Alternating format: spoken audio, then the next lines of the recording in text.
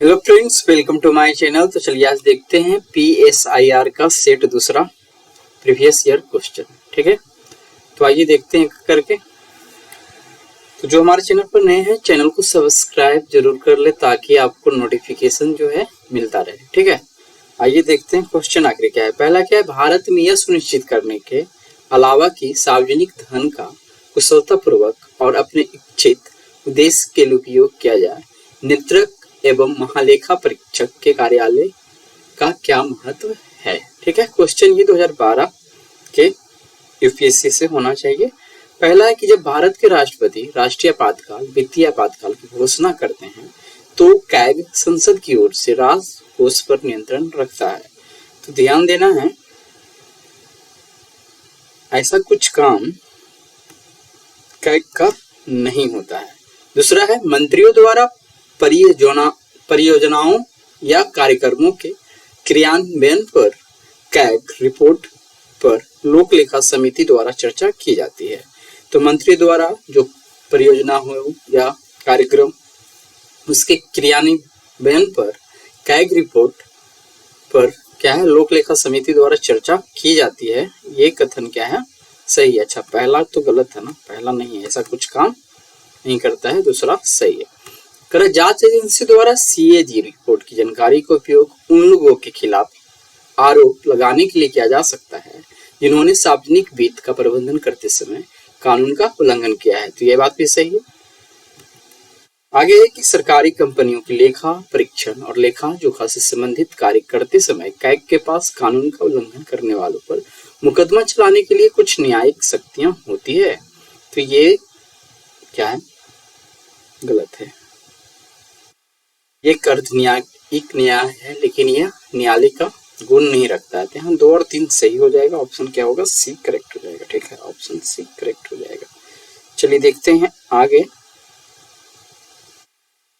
तो इसका थोड़ा सा डिस्क्रिप्शन आप देख सकते हैं। आज हमने थोड़ा सा डिस्क्रिप्शन जोड़ा, इसलिए वीडियो रिकॉर्ड करने में थोड़ा टाइम लगा है। आज लेट से वीडियो आएगा भी। सही उत्तर सी है, केवल 2 और 3। ठीक है, थोड़ा इसमें देख सकते हैं कि जबकि CAG भारत के समेकित कोष से सभी व्ययों को लेखा जोखा तो रखता है, राष्ट्रपति द्वारा आपातकाल की घोषणा के दौरान ये संसद की ओर से राजकोष को नियंत्रण में नहीं लेता है। वित्तीय मामलों पर संसद का नियंत्रण बना रहता है। दूसरा है सही। ठीक है, लोक लेखा समिति एक संसदीय समिति है। कैग रिपोर्ट की जांच करती है जो विभिन्न मंत्रालय और विभागों द्वारा परियोजनाओं और कार्यक्रमों के क्रियान्वयन में वित्तीय अनियमितताओं, अक्षमताओं और चूकों पर प्रकाश डालती है। PSC में फिर संबंधित अधिकारियों से स्पष्टीकरण की मांग की जाती है और सुधारात्मक कार्रवाई के लिए सिफारिशें की जाती है। ये तो CAG रिपोर्ट सरकारी धन के दुरुपयोग या गलत प्रबंधन के मामले को उजागर कर सकती है। जांच एजेंसियों जैसे कि केंद्रीय जांच ब्यूरो इन रिपोर्टों का सबूत के रूप में उपयोग कर सकती है और उन व्यक्तियों के खिलाफ आरोप दायर कर सकती है जिनके पास अवैध गतिविधियां हैं। आगे है, चौथा नंबर क्या था, कैग के पास न्यायिक शक्तियां नहीं है। यह सरकारी कंपनियों के खाते का ऑडिट कर सकता है, लेकिन यह सीधे अभियोजन नहीं चला सकता है। इसकी रिपोर्ट का उपयोग जांच एजेंसियां और न्यायालय आगे की कार्रवाई के लिए कर सकते हैं। ये हो गया कैग का कुछ नियम। चलिए आगे देखते हैं आज का दूसरा क्वेश्चन। परिसीमन आयोग के संदर्भ में निम्नलिखित कथनों पर विचार कीजिए। तो पहला कथन देखते हैं, परिसीमन आयोग के आदेशों को न्यायालय में चुनौती नहीं दी जा सकती है। तो सबसे पहला कथन ये सही है। एक तरह से स्वायत्त संस्थान है ये। ठीक है, और अच्छा खासा पावरफुल है।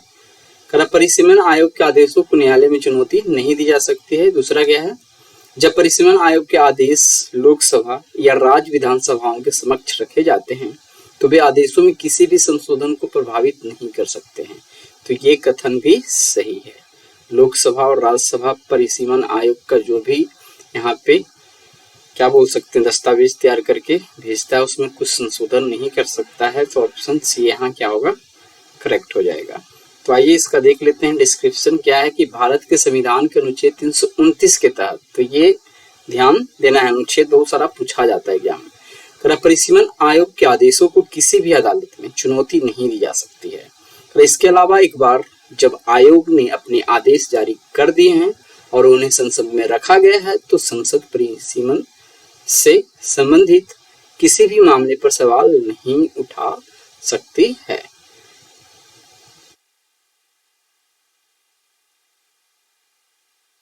ठीक है, इस प्रकार से कथन क्या है, पिन लिया था, सही है। चलिए देखते हैं, अगला देखते हैं। तो आपको यहाँ पे दिख रहा होगा, निम्नलिखित पर विचार कीजिए।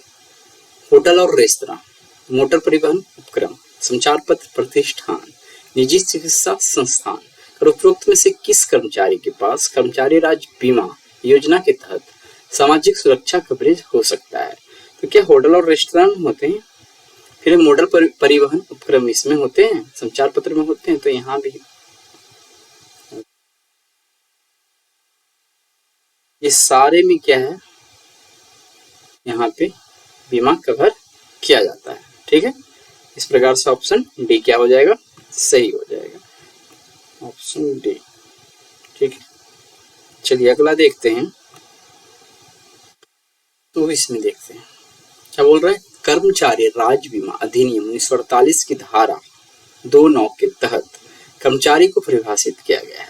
और यह परिभाषा बहुत व्यापक है और इसमें मैनुअल, प्रशासनिक, तकनीकी, लिपिक, पर्यवेक्षी या प्रबंधकीय कार्य शामिल है, चाहे पारिश्रमिक की प्रकृति कुछ भी हो, और इसमें एक प्रशिक्षु चाहे उसके साथ कोई अनुबंध हो या ना हो भी शामिल होता है।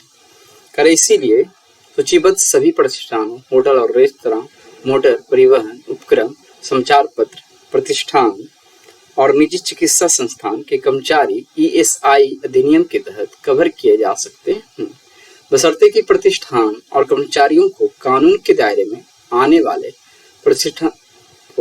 प्रतिष्ठानों और कर्मचारियों के रूप में अधिसूचित किया जाए।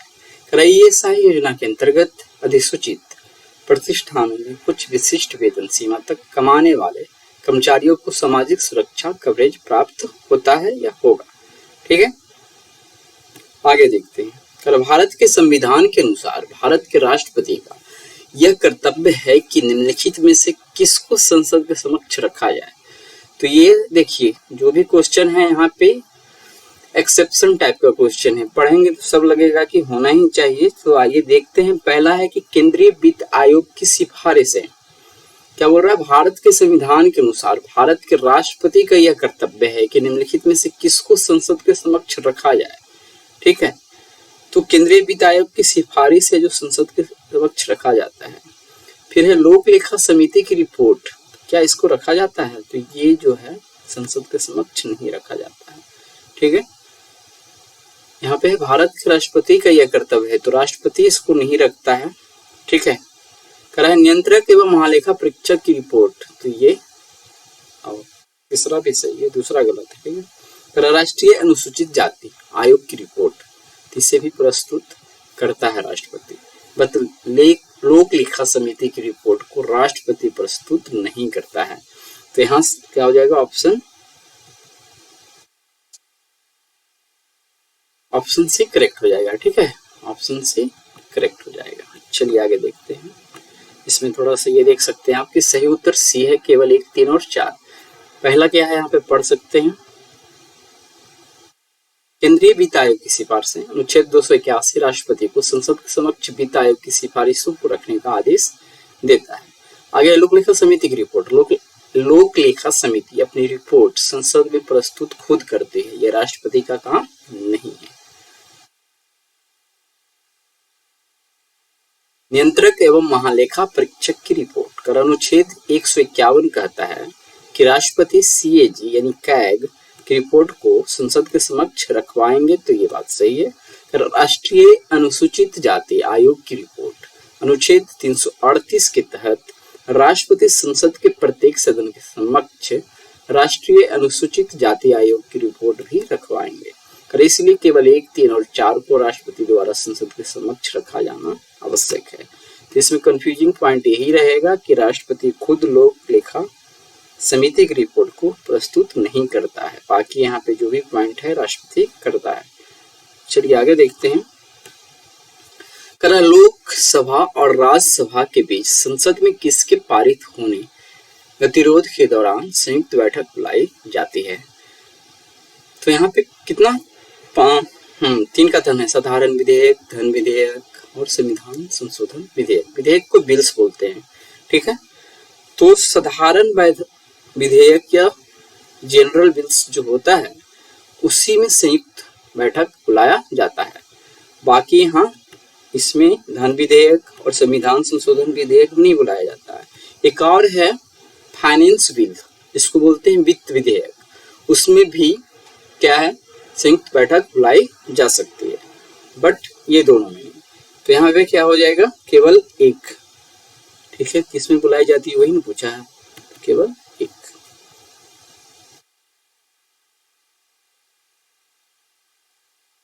देखते हैं। संविधान के अनुच्छेद 108 के अनुसार राष्ट्रपति द्वारा दोनों सदनों की संयुक्त बैठक बुलाई जा सकती है, ठीक है, ताकि गतिरोध को हल किया जा सके। केवल एक साधारण विधेयक के मामले में जब एक सदन द्वारा पारित एक विधेयक दूसरे सदन को भेजा जाता है, दूसरा सदन विधेयक को अस्वीकार कर देता है, अगर दूसरा सदन विधेयक को 6 महीने की अवधि के बाद वापस नहीं करता है, दोनों सदन विधेयक में संशोधनों के बारे में सहमत नहीं हो सकते हैं। अब इस कंडीशन में क्या होगा, धन विधेयक और संविधान संशोधन विधेयक के लिए संयुक्त बैठक का प्रावधान नहीं है, ये तो ठीक है, वो तो वही खत्म हो गया। धन विधेयक के मामले में राज्यसभा की शक्ति सीमित होती है। यह विधेयक प्राप्त होने के 14 दिनों के भीतर इसे लोकसभा की सिफारिशों के साथ वापस कर सकता है। लोकसभा इन सिफारिशों को स्वीकार या अस्वीकार कर सकती है।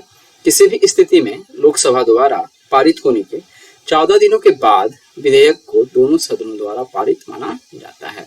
पर संविधान संशोधन विधेयक के लिए दोनों सदनों को इसे अलग अलग पारित करना होगा। यदि यह सहमति है तो कोई संयुक्त बैठक का प्रावधान नहीं है और विधेयक विफल हो जाता है। किस मामले में, संविधान संशोधन के मामले में और धन विधेयक के मामले में, ठीक है। लेकिन वित्त विधेयक के मामले में संयुक्त बैठक बुलाया जा सकता है। चलिए आगे देखते हैं। जिला ग्रामीण विकास एजेंसी, इसको बोलते हैं DRDA, ठीक है, यानी district rural development agency Bharat में ग्रामीण गरीबों को कम करने में कैसे मदद करती है। यहाँ पे 3-4 कथन है, देखते हैं आखिर कौन कौन सही है। DRDA देश के कुछ निर्दिष्ट पिछड़े क्षेत्रों में पंचायती राज संस्थानों के रूप में कार्य करता है। तो ऐसा कोई कंडीशन नहीं है कि किसी क्षेत्र में ये कुछ पिछड़े क्षेत्रों में ही काम करता है। तो ये पहला कथन इस कारण से क्या है, गलत हो जाता है, ठीक है। DRDA ने गरीबी और कुपोषण के कारणों का क्षेत्र विशिष्ट वैज्ञानिक अध्ययन किया और विस्तृत उपचारात्मक उपाय तैयार किए। तो ये कथन क्या है, सही है।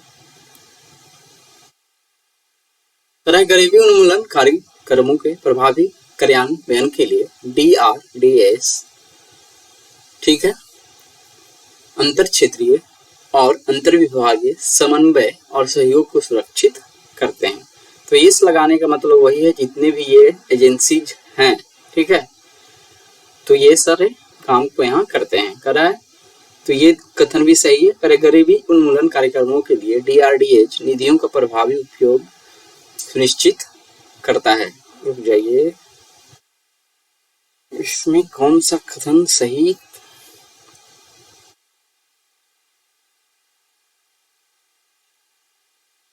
ये दूसरा कथन क्या है, गलत है, ठीक है। ये चौथा सही है। गरीबी उन्मूलन कार्यक्रमों के लिए DRDA निधियों का प्रभावी उपयोग सुनिश्चित करते हैं। तो इस प्रकार से हमको लगता है ऑप्शन बी सही होना चाहिए, ठीक है। ये आप देख लीजिएगा, इसमें हमको कंफ्यूजन हो गया। अच्छा, आगे तो डिस्क्रिप्शन है ही, आइए देखते हैं डिस्क्रिप्शन आखिर क्या है।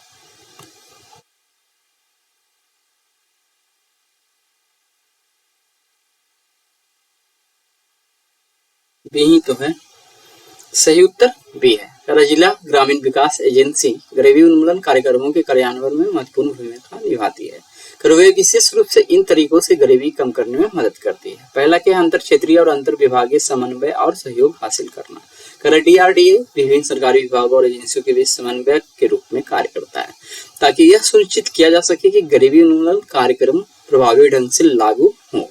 गरीबी उन्मूलन कार्यक्रमों के लिए निधियों का प्रभावी उपयोग सुनिश्चित करना। DRDA जिले में गरीबी उन्मूलन कार्यक्रमों के लिए निधियों के आवंटन और उपयोग के लिए जिम्मेदार है।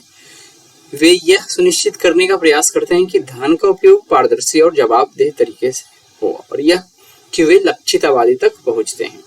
ठीक है, निम्नलिखित कथन कौन कौन गलत है उसके बारे में थोड़ा सा देख सकते हैं। DRDA के देश के कुछ निर्दिष्ट पिछड़े क्षेत्रों में पंचायती राज संस्थानों के रूप में कार्य करता है। तो ये कथन था। अब इसका व्याख्या है कि आखिर गलत क्यों है। तो DRDA पंचायती राज संस्थानों के रूप में कार्य नहीं करते हैं, वे जिला स्तर की एजेंसियां हैं जो राज्य सरकार के अधीन कार्य करती है। वे पंचायती राज संस्थानों को गरीबी उन्मूलन कार्यक्रमों को लागू करने में समर्थन तो करते हैं, लेकिन उनकी जगह नहीं लेते हैं। आगे DRDA ने गरीबी और कुपोषण के कारणों का क्षेत्र विशिष्ट वैज्ञानिक अध्ययन किया और विस्तृत उपचारात्मक उपाय तैयार किए। तो ऐसा भी काम नहीं करता है।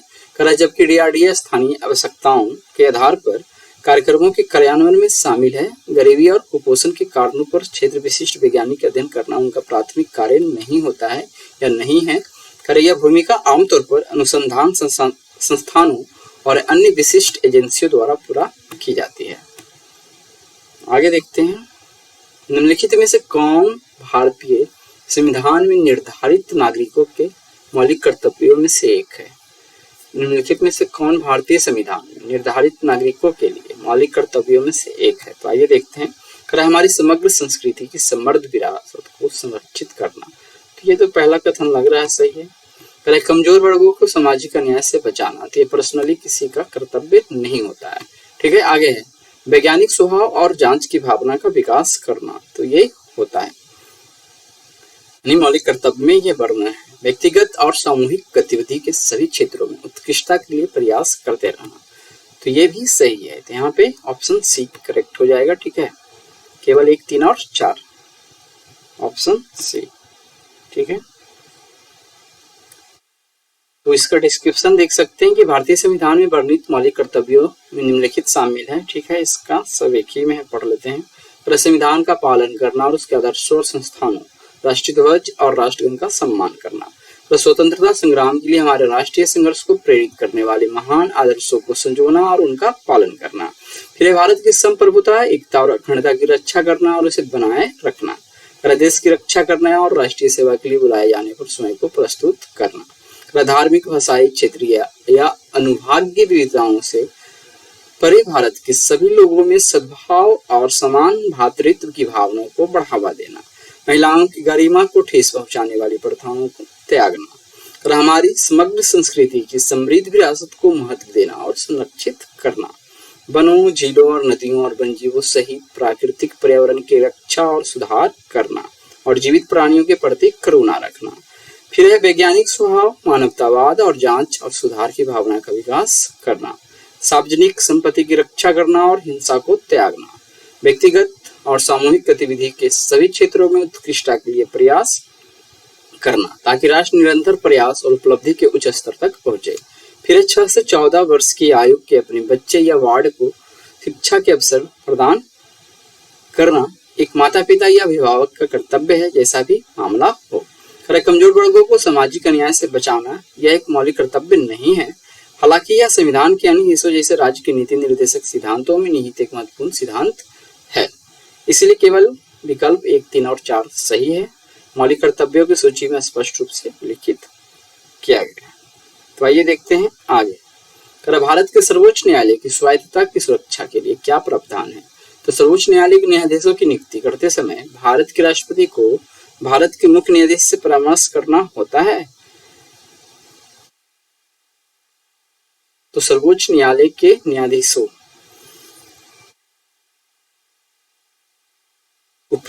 दिए गए कथनों में कौन सा सही। चलिए एक बार पढ़ते हैं चारों तो पता चलेगा। सर्वोच्च न्यायालय के न्यायाधीशों की नियुक्ति करते समय भारत के राष्ट्रपति को भारत के मुख्य न्यायाधीश से परामर्श करना होता है। पहला कथन को अभी छोड़ते हैं, ठीक है। इसमें दूसरा देखते हैं। सर्वोच्च न्यायालय के न्यायाधीशों को केवल भारत के मुख्य न्यायाधीश द्वारा हटाया जा सकता है। सर्वोच्च न्यायालय के न्यायाधीशों को केवल भारत के मुख्य न्यायाधीश द्वारा हटाया जा सकता है, तो ये तो ऐसा है नहीं। कंडीशन कि सिर्फ मुख्य न्यायाधीश ही हटाएगा। तो 2 तो गलत हो गया, तो 2 किस में है, इसमें है। इस ऑप्शन को हम यहाँ पे हटाते हैं। ठीक है, आगे देखते हैं। कर न्यायाधीशों को वेतन भारत के संचित निधि से दिया जाता है, जिसके लिए विधायिका को वोट नहीं देना पड़ता है। क्या है, न्यायाधीशों को वेतन भारत के संचित निधि से दिया जाता है, जिसके लिए विधायिका को वोट नहीं देना पड़ता। मतलब कि संचित निधि से धन निकालने के लिए विधायिका वोट दे या ना दे, धन वहां से निकलता है। ठीक है, तो ये तीसरा कथन तो सही है, तीसरा कथन सही है। चलिए, एक सही है, इस कारण से ऑप्शन ये भी कैंसिल हुआ। ठीक है, जहां नहीं पता हो वहां ढूंढने की कोशिश कर लेते हैं। तो अब रह गया केवल 1, 3 और 4 को पढ़ के देखते हैं। भारत के मुख्य न्यायाधीश के परामर्श के बाद ही भारत के सर्वोच्च न्यायालय के अधिकारियों और कर्मचारियों की सभी नियुक्तियां सरकार द्वारा की जाती है। भारत के मुख्य न्यायाधीश के परामर्श के बाद ही, तो हमको लगता है ये भी तो सही ही है। ठीक है, भारत के मुख्य न्यायाधीश के परामर्श के बाद ही भारत के सर्वोच्च न्यायालय के अधिकारियों और कर्मचारियों की सभी नियुक्तियां सरकार द्वारा की जाती है। जहां तक लग रहा है ये ऑप्शन बी ही सही होना चाहिए। ठीक है, यदि ये पहला सही है तो फिर तो ऑप्शन ए हो जाएगा। आइए देखते हैं आखिर है क्या इसका। अच्छा, ऑप्शन ए सही है, हमने ही गलती किया। भारत के मुख्य न्यायाधीश के परामर्श के बाद ही भारत के सर्वोच्च न्यायालय के अधिकारियों और कर्मचारियों की सभी नियुक्तियां सरकार द्वारा की जाती है। तो ये गलत है कि सभी नियुक्तियां जो भी है सर्वोच्च न्यायालय या फिर हाईकोर्ट या सुप्रीम कोर्ट में इसके परामर्श पे ही नहीं होता है। पहला कथन क्या है, सही है। ठीक है, चलिए इसको देख लेते हैं आखिर क्या होगा। करा है सही उत्तर ए है। करा सर्वोच्च न्यायालय के न्यायाधीशों की नियुक्ति करते समय भारत के राष्ट्रपति को भारत के मुख्य न्यायाधीश से परामर्श करना होता है। परामर्श करना होता है, लेकिन यहाँ सभी नियुक्ति की बात किया तो यही दोनों यहाँ पे कंफ्यूजन का टर्म था। कह रही है सही है कि सही है। हालांकि वर्तमान व्यवस्था में कॉलेजियम प्रणाली के माध्यम से भारत के मुख्य न्यायाधीश और अन्य वरिष्ठ न्यायाधीशों द्वारा सिफारिश की जाती है। ठीक है, क्योंकि क्वेश्चन उस वक्त का था तो ज्यादा दिन ऐसे भी नहीं है। राष्ट्रपति इन सिफारिशों को वापस कर सकते हैं, लेकिन यदि कॉलेजियम उसी नाम को दोबारा भेज देता है तो राष्ट्रपति को उस पर हस्ताक्षर करना होता है। तो पहला कथन ये सही था। करा है, आगे देखते हैं, ये आगे पीछे हुए। करा न्यायाधीशों को वेतन भारत के संचित निधि से दिया जाता है, जिसके लिए विधायिका को वोट देना नहीं पड़ता। यह भी सही है। यह सुनिश्चित करता है कि न्यायिक स्वतंत्रता को कार्यपालिका या विधायिका द्वारा वित्तीय कार्रवाई से समझौता ना किया जाए। तो ये कथन भी सही है। ठीक है, अब गलत कथन को हम देखेंगे। निम्नलिखित कथन गलत है। करा सर्वोच्च न्यायालय के न्यायाधीशों को केवल भारत के मुख्य न्यायाधीश द्वारा हटाया जा सकता है। करा संसद के प्रत्येक सदन में संसदों के बहुमत द्वारा समर्थित महाभियोग के प्रस्ताव पर राष्ट्रपति द्वारा सर्वोच्च न्यायालय के न्यायाधीशों को हटाया जा सकता है। फिर भारत के मुख्य न्यायाधीश के परामर्श के बाद ही भारत के सर्वोच्च न्यायालय के अधिकारियों और कर्मचारियों की सभी नियुक्तियां सरकार द्वारा की जाती है। कर सर्वोच्च न्यायालय का अपना प्रशासनिक ढांचा है और मुख्य न्यायाधीश का इस मामले में निर्णय लेने का अधिकार है, जबकि सरकार की भूमिका हो सकती है सभी नियुक्तियां मुख्य न्यायाधीश के परामर्श से न की जाती है। ठीक है, तो ये यहाँ पे ऑप्शन 1 और 3 हो गए। आइए देखते हैं, अगर राज्यसभा द्वारा धन विधेयक में पर्याप्त संशोधन किया जाता है तो क्या होगा। अगर राज्यसभा द्वारा धन विधेयक में पर्याप्त संशोधन किया जाता है तो हमने पहले क्वेश्चन में पहले या दूसरा में हमने पढ़ा था कि राज्यसभा को ऐसा कुछ अधिकार नहीं होता है, उसको 14 दिन बाद धन विधेयक को लौटाना होता है। ठीक है, तो क्या होगा, लोकसभा या राज्यसभा की सिफारिश को स्वीकार या स्वीकार करते हुए भी विधेयक के साथ बढ़ सकती है। आगे क्या है, लोकसभा आगे विधेयक पर विचार नहीं कर सकती है। लोकसभा पुनर्विचार के लिए विधेयक को राज्यसभा को भेज सकती है। राष्ट्रपति विधेयक पारित करने के लिए संयुक्त बैठक बुला सकते हैं। तो ये तो ऐसे ही गलत है, क्योंकि संयुक्त बैठक धन विधेयक में होता नहीं है और दोबारा भेजने का प्रावधान लोकसभा से तो है ही नहीं। लोकसभा आगे विधेयक पर विचार नहीं कर सकती, ऐसा कुछ कथन धन विधेयक से रिलेटेड है नहीं। तो लोकसभा राज्यसभा की सिफारिशों को स्वीकार या अस्वीकार करते हुए भी विधेयक के साथ आगे बढ़ सकती है। मतलब उसने जो भी सिफारिशें की है कि ये सुधार होना चाहिए, तो लोकसभा उसको मानेगा या न भी मानेगा और विधेयक को आगे राष्ट्रपति के लिए बढ़ा देगा। ठीक है, आगे देखते हैं इसका। कराधान विधेयक विशेष रूप से लोकसभा में पेश किए जाते हैं। राज्यसभा को केवल 14 दिनों के भीतर विधेयक पर विचार करने और सिफारिश करने की अनुमति है। लोकसभा इन सिफारिशों को स्वीकार या स्वीकार कर सकती है चाहे राज्यसभा सिफारिशों को स्वीकार करे या ना करे। ठीक है, करे लोकसभा द्वारा पारित होने के बाद विधेयक को पारित मान लिया जाता है। इसीलिए राज्यसभा द्वारा किए गए संशोधनों की प्रकृति चाहे जो भी हो, लोकसभा द्वारा इसे स्वीकार या स्वीकार करते हुए भी विधेयक के साथ आगे बढ़ाया जा सकता है। ठीक है, ठीक है, तो अभी एक क्वेश्चन और होगा। निम्नलिखित में से कौन सा कथन सही है, ये बताना है। यहाँ पे 4 कथन है। भारत में एक ही व्यक्ति को एक ही समय में 2 या 2 से अधिक राज्यों के राज्यपाल के रूप में नियुक्त नहीं किया जा सकता है। तो ये नहीं कर रहा है तो गलत है, क्योंकि ये कथन तो है, मतलब ये नियम है कि 1 से अधिक राज्यों में नियुक्ति एक राज्यपाल की होती है। फिर भारत में राज्यों के उच्च न्यायालय के न्यायाधीशों की नियुक्ति राज्य के राज्यपाल द्वारा की जाती है, जिस प्रकार सर्वोच्च न्यायालय के न्यायाधीशों की नियुक्ति राष्ट्रपति द्वारा की जाती है। क्या है, भारत में राज्यों के उच्च न्यायालय के न्यायाधीशों की नियुक्ति राज्य के राज्यपाल द्वारा की जाती है, जिस प्रकार सर्वोच्च न्यायालय के न्यायाधीशों की नियुक्ति राष्ट्रपति द्वारा की जाती है। ये भी हमको गलती होना चाहिए, क्योंकि राज्यों के उच्च न्यायालय के न्यायाधीशों की भी नियुक्ति राष्ट्रपति ही करता है। आगे, किसी राज्यपाल को उसके पद से हटाने के लिए भारत के संविधान में कोई प्रक्रिया निर्धारित नहीं की गई है। तो जहां तक ये क्वेश्चन आया था तो इसका आंसर तो ये दिया गया था। ठीक है, ये प्रक्रिया निर्धारित नहीं की गई है, लेकिन इसमें भी कंफ्यूजन पैदा तब हो जाता है क्योंकि राष्ट्रपति के प्रसाद पर्यंत ही राज्यपाल अपने पद पे बना रहता है।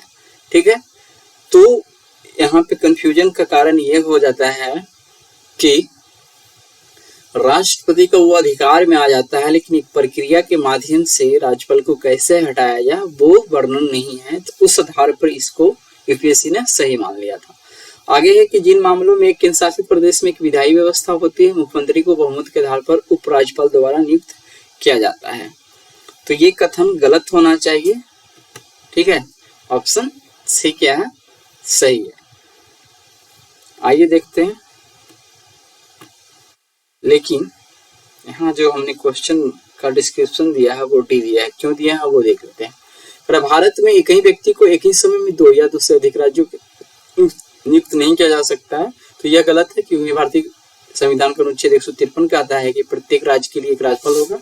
हालांकि यह संविधान के 7वें संशोधन में जोड़ा गया अनुच्छेद 153 का खंड 1 कहता है कि एक ही व्यक्ति एक समय में 2 या अधिक राज्यों का राज्यपाल हो सकता है। आगे, भारत में राज्यों के उच्च न्यायालय के न्यायाधीशों की नियुक्ति राज्य के राज्यपाल द्वारा की जाती है, जिस प्रकार सर्वोच्च न्यायालय के न्यायाधीशों की नियुक्ति राष्ट्रपति द्वारा की जाती है। यह गलत है, क्योंकि उच्च न्यायालय के न्यायाधीशों की नियुक्ति कॉलेजियम की सिफारिश पर राष्ट्रपति द्वारा ही की जाती है। किसी राज्यपाल को अपने पद से हटाने के लिए भारत के संविधान में कोई प्रक्रिया निर्धारित नहीं की गई है। तो एक तरह से प्रक्रिया तो निर्धारित नहीं की गई है। ठीक है, तो इसको गलत क्यों माना जा रहा है, यह गलत है। किसी राज्यपाल को राष्ट्रपति द्वारा प्रसाद पर्यंत हटाया जा सकता है, जिसका अर्थ है कि उन्हें कभी भी पद से हटाया जा सकता है, और इसका वर्णन तो संविधान में है। इस कारण से इसको भी गलती मान लिया गया। आगे देखते हैं, इस कंफ्यूजन को आप खुद दूर कीजिए। ठीक है, जिन मामलों में केंद्र शासित प्रदेश में एक विधायी व्यवस्था होती है, मुख्यमंत्री को बहुमत के आधार पर उपराज्यपाल द्वारा नियुक्त किया जाता है। यह सही है। जिन मामलों में एक केंद्र शासित प्रदेश में एक विधानसभा होती है, जैसे दिल्ली और पुडुचेरी, मुख्यमंत्री की नियुक्ति बहुमत के आधार पर उपराज्यपाल द्वारा किया जाता है। तो जहां तक हमको लग रहा है ये गलत है, ये देखना पड़ेगा, इसमें हम कंफ्यूजन हो गया था। ठीक है, लेकिन यूपीएससी का आंसर ये है, इसको आप ध्यान में रखिएगा।